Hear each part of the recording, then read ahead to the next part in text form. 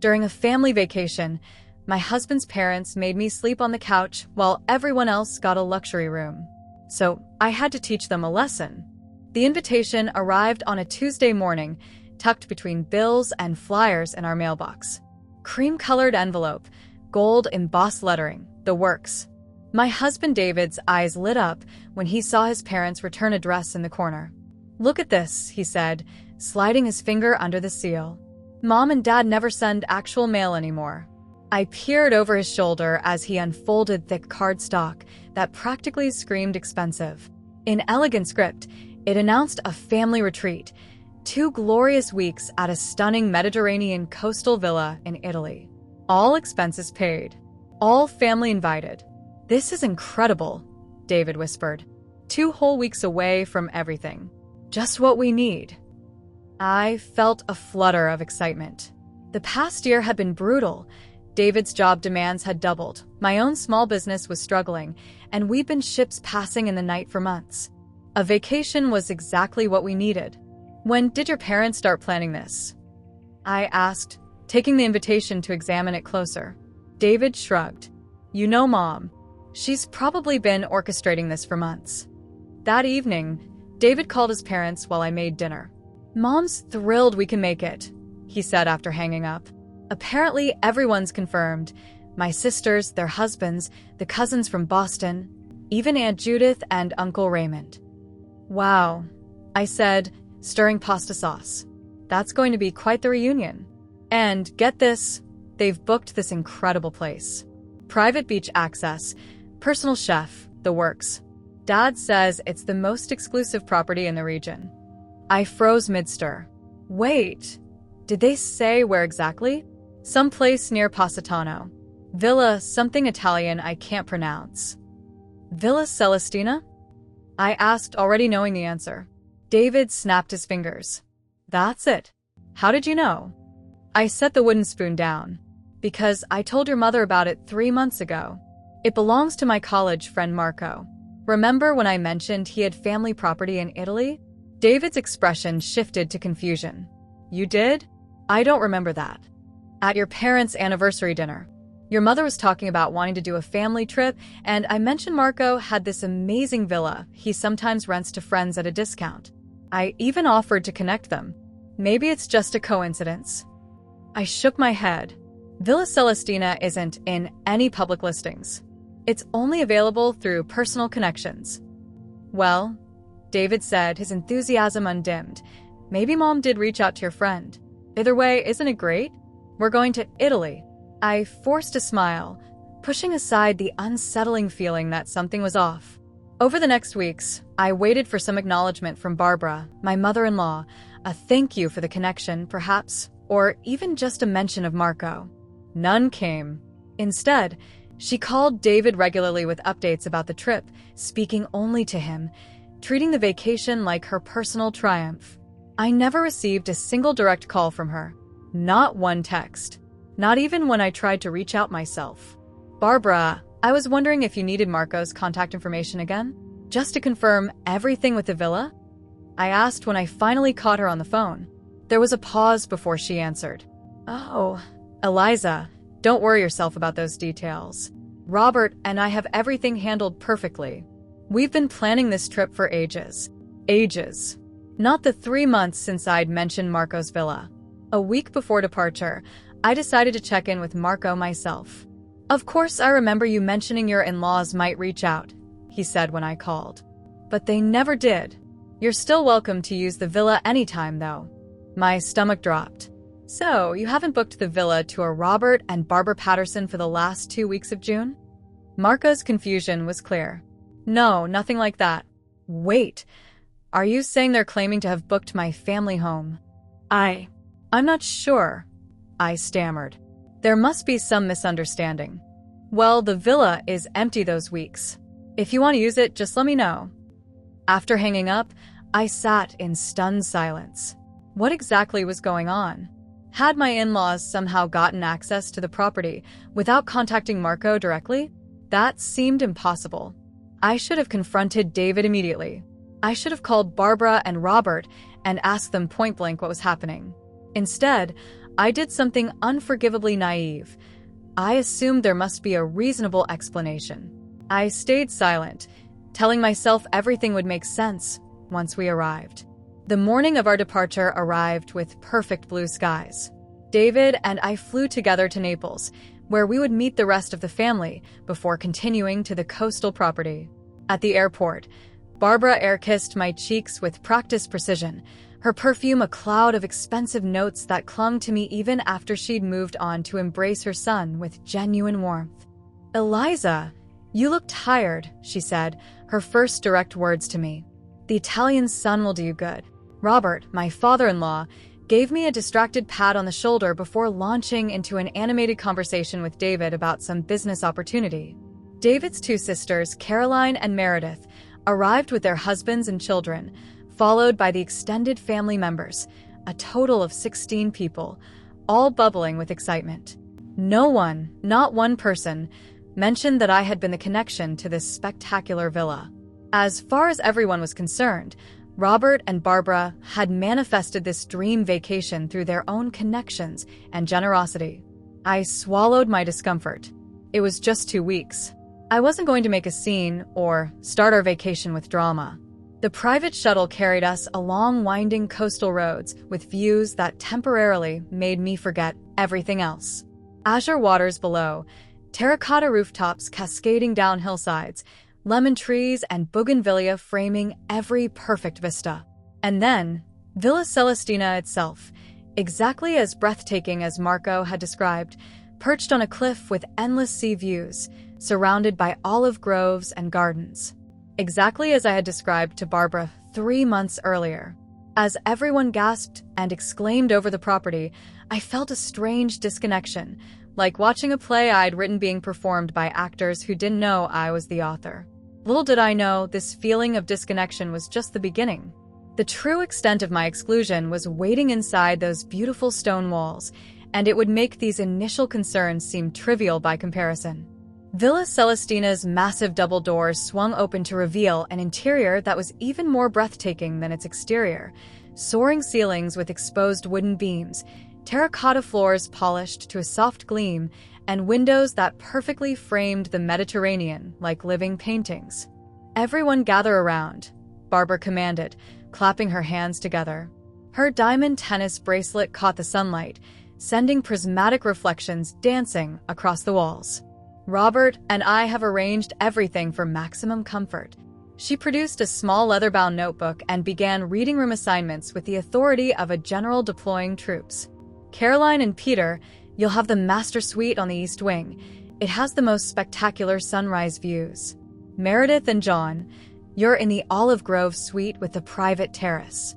One by one, every family member received their luxurious accommodation. David's cousins got the seaside twins with adjoining balconies. Aunt Judith and Uncle Raymond were assigned the garden suite with its own entrance, and even the teenage nephews received a spacious room with bunk beds and a gaming setup. I waited for our assignment, standing beside our luggage, mentally picturing which of the remaining beautiful rooms would be ours. "And David," Barbara continued, her voice shifting to a softer tone, "you'll be in the tower room. Your father thought you'd appreciate the study nook for when you need to check in with work." I frowned. What about me? The room fell silent. 16 pairs of eyes turned to me, then quickly looked away. Barbara's smile remained fixed, but something cold entered her gaze. "Eliza, dear," she said, her voice honeyed with artificial sweetness, "space is at such a premium with our large family. We've arranged the living room sofa for you. It's a pull-out and quite comfortable, I'm told." My face burned. The living room, the central thoroughfare of the entire villa, the space everyone would walk through at all hours. "There must be some mistake," I said, looking to David. "Surely there's another bedroom?" Robert cleared his throat. "The property has 8 bedrooms, and with 16 of us, well, simple math. Someone needs to take the common area." "But," I began. "The living room has the best view in the house," Barbara interrupted. "I thought you'd appreciate that, being so artistic." David placed his hand on my shoulder. "It's just for sleeping," he whispered. "We'll be out enjoying Italy most of the time anyway." I stared at him, disbelieving. You knew about this arrangement? He avoided my eyes. Mom mentioned it might be a possibility. It's not a big deal. But it was. And everyone knew it. The message was clear. I wasn't really family. I was an afterthought. Someone to be accommodated only after everyone else's comfort was secured. Where's your luggage, Eliza? Barbara asked, already moving on. The housekeeper can set up your bedding while we have our welcome lunch on the terrace. I stumbled through that first afternoon in a daze. The chef served a magnificent spread of local delicacies, fresh burrata, sun-ripened tomatoes, paper-thin prosciutto, and pasta dishes that would have normally made me swoon. But everything tasted like ash in my mouth. Conversation flowed around me, but never to me. When I tried to join discussions, someone would inevitably talk over me or change the subject. When I asked about the week's activities, Barbara would respond, "Oh, that's still being finalized," only to overhear her discussing detailed plans with others later. That night, after an elaborate dinner where I was seated furthest from David at the corner of the table, the family dispersed to their private suites. The housekeeper, Elena, gave me a sympathetic look as she helped me pull out the sofa bed. "Signora, I am sorry," she whispered, handing me sheets that were noticeably thinner than those I'd glimpsed being carried to the other rooms. "This is not right." "It's fine," I lied, helping her make up the bed. The mattress was thin, with a metal bar that pressed uncomfortably into my back, no matter how I positioned myself. David came down around midnight, after everyone else had retired. "How are you settling in?" he asked, perching awkwardly on the edge of my makeshift bed. "How do you think?" I replied, keeping my voice low to avoid echoing through the villa's open layout. "Your mother has deliberately humiliated me." He sighed, running a hand through his hair.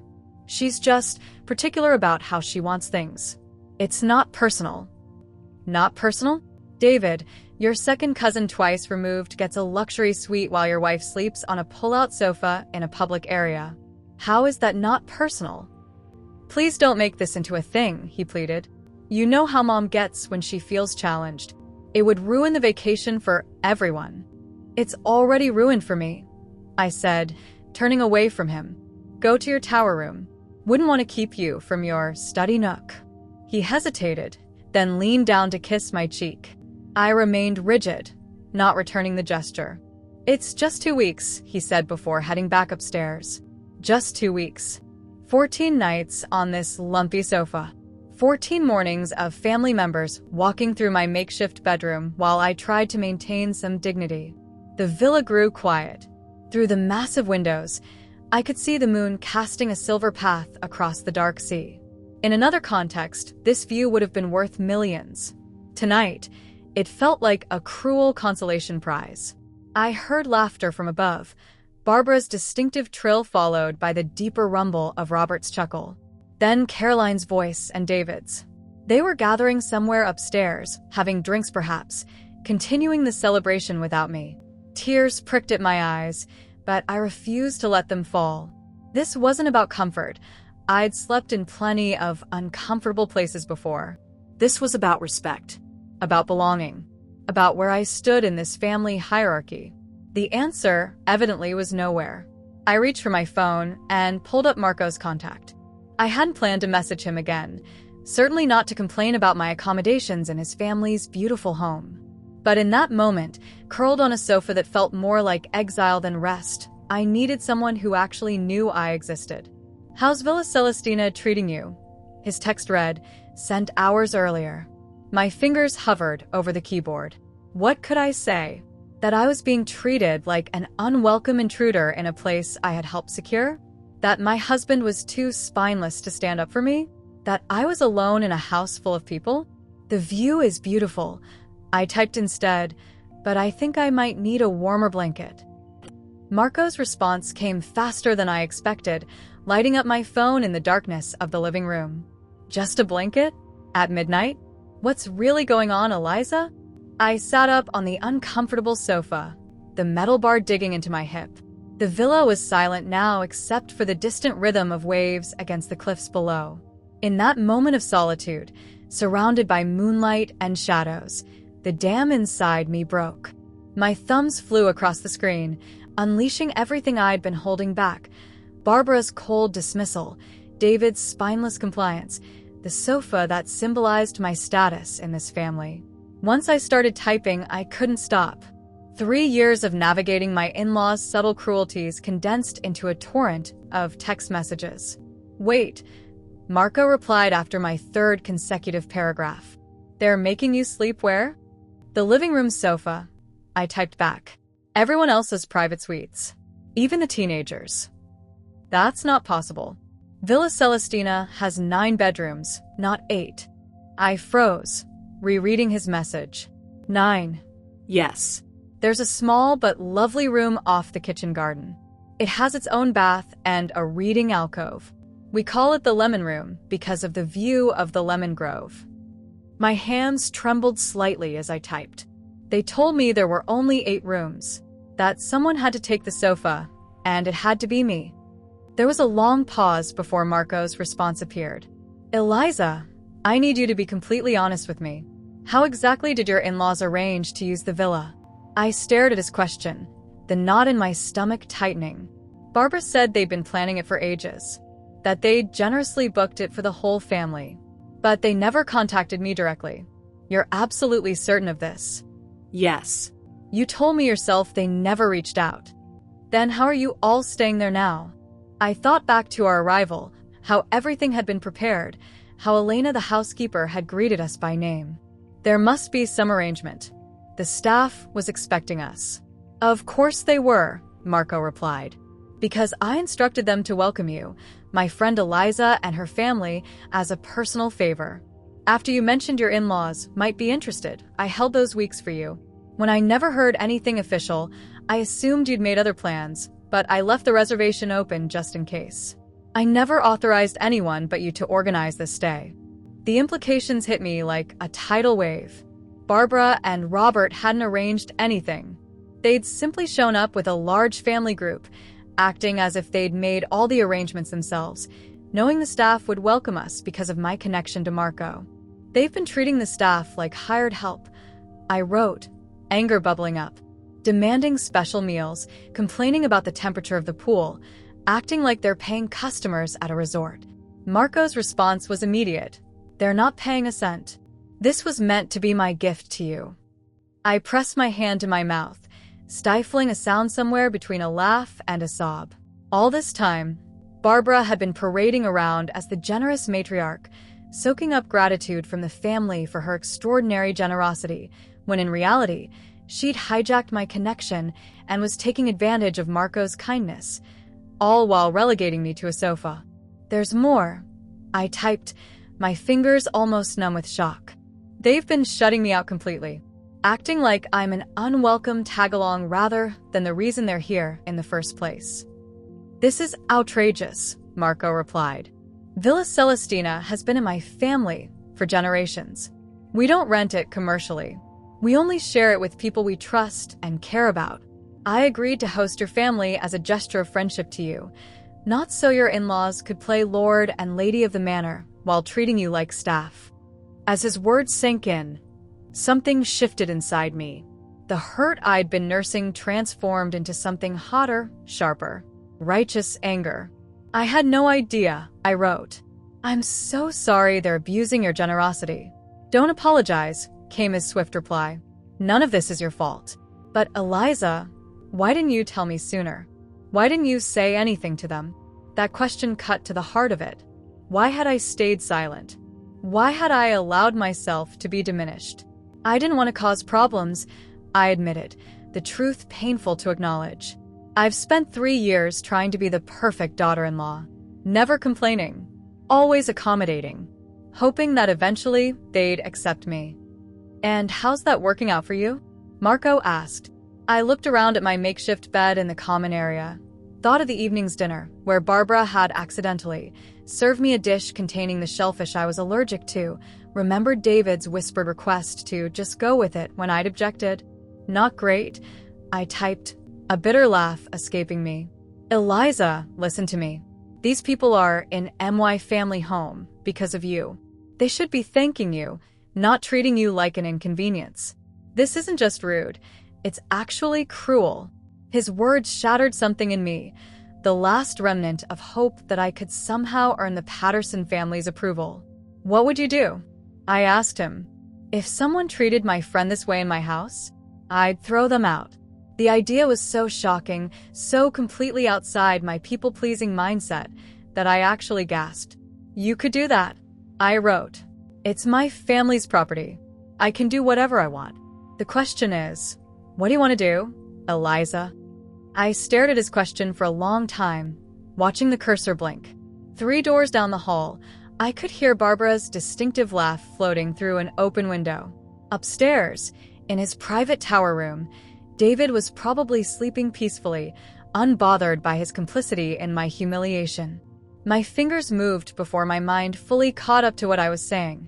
"I want them to know exactly how it feels," I wrote. "I'm tired of being the only one who ever faces consequences." Marco's response was immediate. "Then, let's make that happen. Do you want me to handle it?" I took a deep breath, feeling something unfamiliar and thrilling spread through my chest, the intoxicating warmth of finally standing up for myself. "Yes," I typed. "I do." The Mediterranean morning arrived with cinematic perfection, golden sunlight streaming through the villa's windows, the scent of jasmine and sea salt mingling in the air, small boats already dotting the azure waters below. I folded my sofa bed before anyone could witness my undignified sleeping arrangement, then slipped outside to the terrace with my phone. "It's done," Marco's text read. "Check your email in 1 hour. Act surprised." My heart raced as I stared at those simple words. Whatever Marco had planned was already in motion, and there would be no turning back. Part of me, the lifelong peacekeeper, the woman who'd spent years biting her tongue to keep the waters smooth, wanted to call it off. But the newer, rawer part of me that had spent 3 nights on that humiliating sofa bed while being treated like an unwelcome stranger silenced those doubts. At precisely 9:30 a.m., as the Patterson family assembled on the terrace for breakfast, a sharp electronic ping echoed through the villa. Then another. Then several more in rapid succession. "What on earth?" Barbara muttered, reaching for her phone. Around the table, everyone did the same, screens lighting up, faces still soft with vacation indulgence. I pulled up my own email, already knowing what I'd find. The subject line read, "Urgent. Villa Celestina reservation status." The email was a masterpiece of professional terseness. On elegant Villa Celestina letterhead, it stated that a significant breach of reservation terms had been identified. It explained that the property was not a commercial rental but a private family residence made available only through personal arrangement with the Rossi family. It noted that the current occupancy had been authorized solely as a courtesy to Ms. Eliza Patterson, our family friend, and not through any booking made by Mr. and Mrs. Robert Patterson, who have no direct relationship with the Rossi estate. The email concluded with the devastating sentence, "Due to this misrepresentation and subsequent violation of our guest policies, all current visitors must vacate the premises by 4 p.m. today, with the exception of Ms. Eliza Patterson, who remains our invited guest." For 3 heartbeats, absolute silence reigned over the breakfast table. Then chaos erupted. "This must be some kind of mistake," Robert sputtered, his face flushing the dangerous red it turned when his authority was challenged. Barbara's hand flew to her throat, her perfectly manicured nails clutching her silk scarf. "I don't understand. We arranged everything perfectly." David looked up from his phone, confusion etched across his features. "Mom? Dad? What's going on?" I kept my expression carefully neutral, taking a slow sip of my espresso as the storm broke around me. "We've been managing this reservation for months," Barbara insisted, her voice rising an octave. "There must be some misunderstanding." Caroline, always the practical one, was already on her phone. "I'm checking Booking.com and Airbnb, but I don't see our reservation in either system." "Of course not," Meredith snapped. "Mom and Dad said this was arranged through their private connections." She turned to her parents. "Right?" Robert was frantically scrolling through his email. "I must have the original confirmation somewhere." I watched them search for evidence that had never existed, a reservation they'd never made, confirmation of a lie they'd been living for 2 weeks. The facades were crumbling, and beneath them lay the ugly truth. They had used my connection, claimed it as their own, and then relegated me to the position of unwanted extra in their family drama. "I don't understand," David said, turning to me. "Do you know anything about this?" All eyes swiveled to me. For the first time since we'd arrived, I had everyone's complete attention. "The email mentions you specifically," Caroline observed, her eyes narrowing. "Why would they single you out?" I took another sip of espresso, letting the bitter warmth fortify me. "Marco Rossi is my friend from college. I told your mother about Villa Celestina months ago when she mentioned wanting to plan a family trip. I offered to connect them." Barbara's face drained of color. That's not exactly. "You said you've been planning this trip for ages," I continued, my voice steady despite my racing pulse. "You told everyone you'd generously booked this villa through your connections. But you never contacted Marco, did you? You just showed up, knowing the staff would welcome us because of my friendship with the owner." "That's ridiculous," Robert blustered, but his eyes slid away from mine. "You took credit for my connection, used my friend's generosity, and then made me sleep on a sofa while everyone else got luxury accommodations," I said, the truth finally spoken aloud in the morning sunlight. "In a villa that has 9 bedrooms, not 8. David's head snapped up. "9? But Mom said." "Your mother lied," I said simply. "There's a room off the kitchen garden, the lemon room, with its own bathroom and a reading alcove." Aunt Judith gasped. Barbara's teacup clattered against its saucer. "For a clock," I reminded them, standing up from the table. "That's less than 7 hours to pack and find new accommodations for 15 people at the height of tourist season on the Amalfi Coast." As I walked away, the terrace exploded into frantic activity behind me. Phones were grabbed, voices raised, accusations hurled. Robert barking orders about calling the American consulate.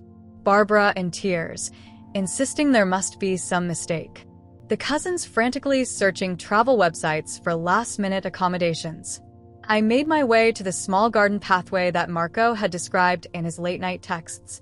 There, exactly as he'd said, was a lovely wooden door partially hidden by cascading bougainvillea. I turned the wrought iron handle and stepped into a charming room filled with morning light, a comfortable bed made up with fine linens, and windows that opened onto a view of hillside lemon trees. On the small desk sat a handwritten note and a single key. "For Eliza," it read in Marco's elegant script. "The villa is yours now. Use it well." The hours that followed unfolded like a particularly satisfying play where justice, so long delayed, arrived with perfect dramatic timing. From my newfound sanctuary in the lemon room, I listened to the sounds of panic reverberating through Villa Celestina. Doors slamming, raised voices, the frantic patter of footsteps up and down staircases. Occasionally, I caught snippets of conversations through the open windows. Barbara's tearful phone calls to local hotels met with completely booked responses, Robert's increasingly desperate attempts to negotiate with the villa staff who politely but firmly referred all inquiries to Signor Rossi. At 12:30, Elena knocked softly on my door, bearing a tray laden with a perfect caprese salad, freshly baked focaccia, and a glass of chilled local white wine. "Senior Marco asked that you be properly taken care of," she said with a knowing smile. "He is, how do you say, furioso with the others." "How are they handling things?" I asked, accepting the tray. Elena's expression was worth 1,000 words. "The Signora, your mother-in-law, she tried to offer me money to let them stay. When I refused, she became not so elegant." I could imagine Barbara's composure crumbling as her carefully constructed facade collapsed. The thought brought me not joy exactly, but a sense of rightness, as if the universe was finally balancing its scales. "And my husband?" I asked, surprised by how calm I felt asking the question. "He's been on his phone, arguing. Sometimes in the garden, sometimes by the pool. He asked where you were, but I followed Senior Marco's instructions. I said only that you were resting comfortably." I nodded my thanks as she left, then set up my lunch on the small wrought iron table near the window. From this vantage point, I could see part of the driveway where suitcases were already being piled near the entrance. The grand Patterson family vacation cut dramatically short. My phone buzzed with a text from Marco. "How are you holding up?" "Surprisingly well," I replied truthfully. "It feels liberating. The staff reports chaos worthy of a Fellini film. Your mother-in-law apparently tried to claim she was having heart palpitations." I smiled despite myself. Barbara's medical emergencies were a well-known tactic when she wasn't getting her way. Will the staff really make them leave? At exactly 4 p.m. I've arranged cars to take them to Hotel Poseidon in Positano. It's the only place with enough vacancy for your group. Not up to Villa Celestina standards, but clean and respectable. I raised my eyebrows. Even in exile, Marco was being more considerate than my in-laws had ever been to me. You didn't have to do that. I know, but I'm not interested in revenge, just justice. Besides, I wouldn't want their inevitable discomfort to burden your conscience. At 3:15, a sharp knock rattled my door. I opened it to find David standing there, his face a storm cloud of confusion and anger. "So this is where you've been hiding," he said, pushing past me into the room, "while the rest of us have been scrambling to salvage this disaster." I closed the door carefully, taking a moment to compose myself. "This isn't a disaster, David.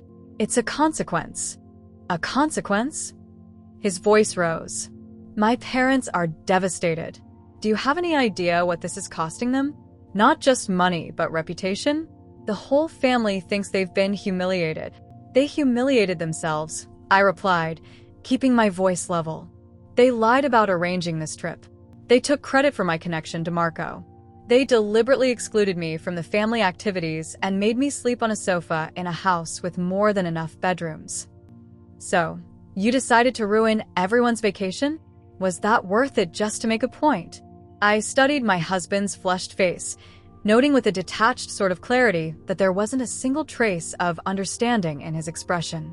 No acknowledgement of how I'd been treated. No recognition of his own complicity. "I didn't decide anything," I said truthfully.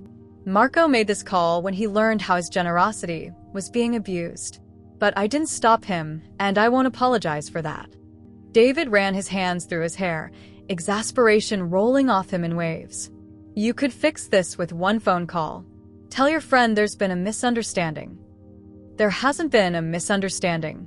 Your parents deliberately lied and then treated me like an unwelcome intruder. That's not a misunderstanding. It's a pattern." "So, what happens now?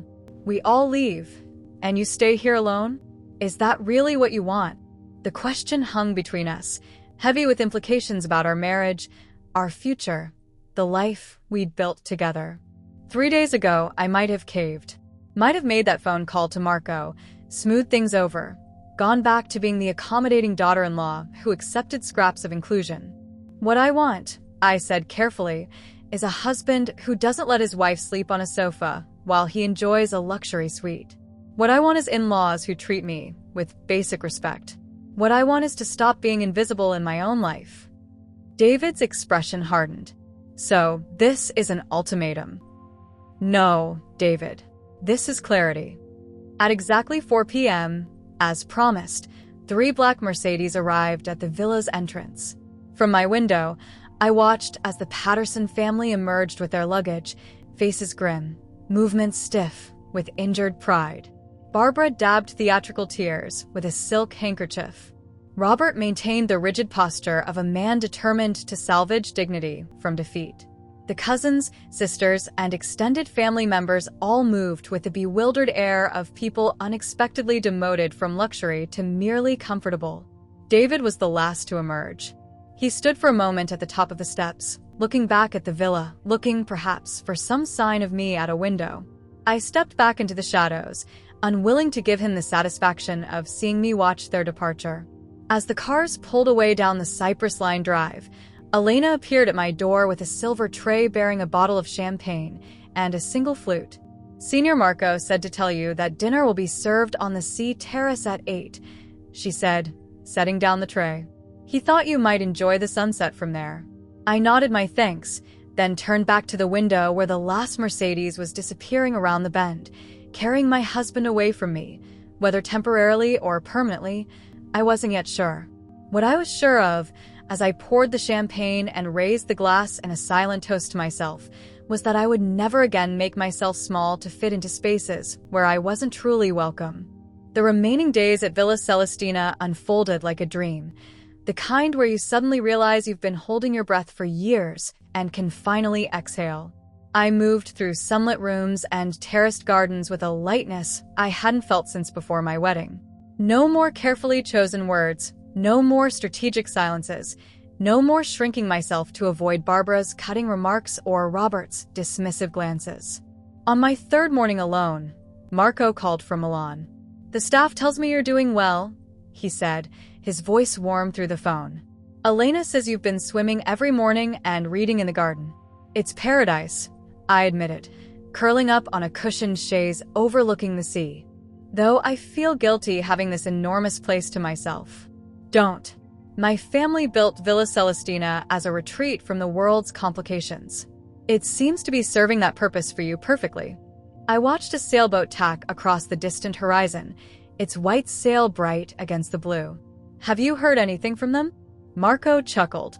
"Your father-in-law sent a rather formal email demanding compensation for their inconvenience." My lawyer responded with a gentle reminder about the legal implications of falsely claiming to have made reservations at a private property. "And David?" I couldn't help asking, though I wasn't sure what answer I was hoping for. "Nothing directly, though Elena mentioned he's called the villa twice. She followed my instructions and said you were unavailable." I nodded, unsurprised. David had always preferred indirect confrontation, messages relayed through third parties, issues addressed obliquely rather than head-on.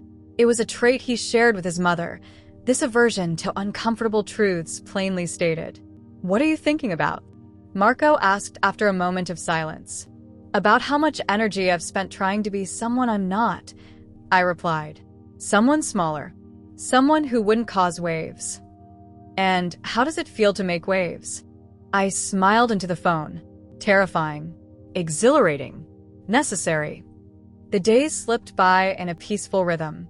I explored coastal paths I'd never have discovered with the Patterson family's rigid itineraries. I befriended local shopkeepers who taught me proper Italian pronunciation instead of tolerating Barbara's loud English. I ate meals when I was hungry rather than when social convention dictated, and wore clothes that pleased me rather than those that would meet with Patterson approval. On my final evening at Villa Celestina, Elena brought me an envelope.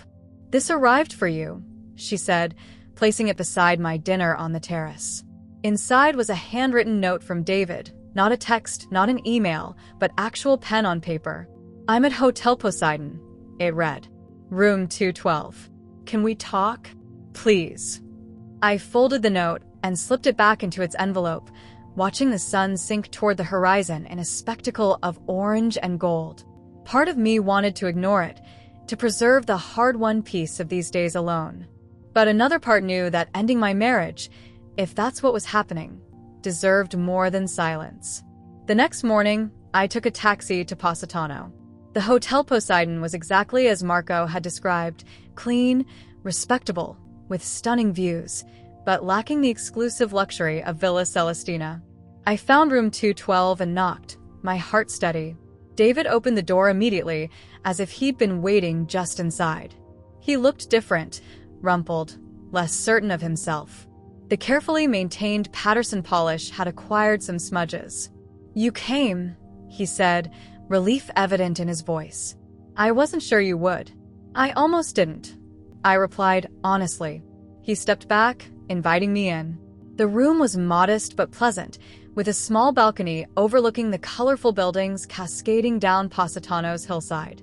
"My parents left yesterday," he said, gesturing for me to sit in one of two chairs by the window. "They're flying home early. And everyone else?" "Scattered. Some to Rome, some to Naples." The grand family vacation imploded rather spectacularly. He attempted a smile that didn't quite reach his eyes. "Mom's not speaking to Dad. She blames him for not verifying the arrangements properly." "But not herself," I noted. No. Never herself. There was a new note in David's voice, something that might have been the beginning of awareness. I've been doing a lot of thinking these past few days. So have I. He leaned forward. I was wrong. About everything. About letting them treat you that way. About not standing up for you. About not seeing what was happening right in front of me. I studied his face, looking for the sincerity I needed to see. Why didn't you?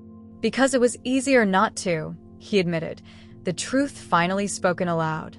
Because standing up to my mother is exhausting. Because I've spent my whole life navigating around her moods and expectations, and I didn't know how to stop. It was the most honest thing he'd ever said about his family. I'm sorry, Eliza. Truly sorry. I nodded, accepting his apology, but not yet sure what it meant for us. What happens now? That depends, he said quietly, on whether you can forgive me, on whether there's still something worth saving between us. I looked past him to the view beyond, the endless blue of the Mediterranean, so different from the neat suburban landscape where we'd built our life together. I don't know yet, I told him, but I do know I can't go back to how things were. I wouldn't want you to, he said with surprising firmness. I like this version of you, the one who doesn't apologize for existing. Our flight home departed from Naples 3 days later. We didn't sit together, not out of anger, but because we'd each booked separate seats back when everything was different. In the weeks and months that followed, we navigated our new reality cautiously, attending counseling sessions where we learned to speak truths we'd previously buried. Barbara and Robert never spoke to me again. I received one stiff email from her, a non-apology that blamed misunderstandings and cultural differences for what had happened in Italy. I didn't respond. David eventually found the courage to establish boundaries with his parents that should have existed years earlier. Sometimes he succeeded. Sometimes old patterns reasserted themselves. Transformation isn't a straight line. As for me, I stopped expecting approval from people incapable of giving it. I reconnected with friends I'd neglected while trying to earn Patterson family acceptance. I expanded my small business without fear of outshining my husband. Marco and I remained friends, occasionally exchanging messages about Villa Celestina, which he insisted would always welcome me back. Perhaps someday I would return, but on my terms, in my way, as my authentic self. The most important change, though, was internal. I stopped explaining myself, stopped apologizing for the space I occupied in the world. I learned that sometimes justice doesn't announce itself with thunderclaps and dramatic confrontations. Sometimes it arrives quietly, in a hidden lemon-scented room, in a moment of standing firm, in the simple act of saying enough. And that, I discovered, was the sweetest justice of all.